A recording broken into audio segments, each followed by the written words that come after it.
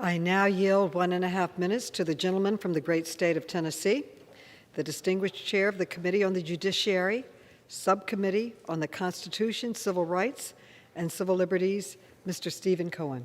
The gentleman from Tennessee is recognized. Thank you very much, Madam Speaker and Madam Chair. I appreciate the time. My subcommittee works on issues concerning civil rights and civil liberties, and we've had hearings on the pardon power. The pardon power is something I've been interested in since the 1970s when a Democratic governor in Tennessee abused the pardon power, and I stood up against him. I've stood up against this previous president, Trump, who abused the pardon power even more.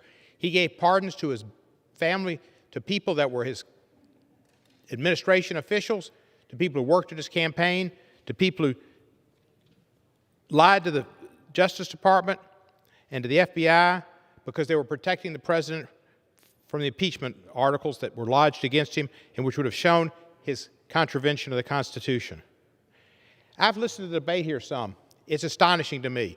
There's nothing more important in this government and this Congress than protecting democracy. And democracy was threatened by Donald Trump.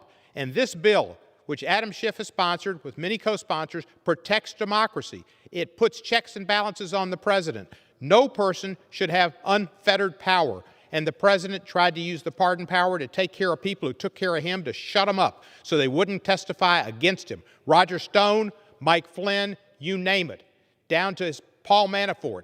He pardoned people who lied, who grifted, who dealt with the Russians, who were part of the conspiracy to take over the election by communicating with Kalimnikov and getting information out there in the social media to beat Hillary Clinton and elect Donald Trump. The most disgusting presidency in the history of this country, and that's why this bill is so important, to protect our democracy and save us from abuses by a future president who doesn't have limitations on him. With that, I pledge allegiance to the flag and hope all of us do and support this bill, and I yield back the balance of my time.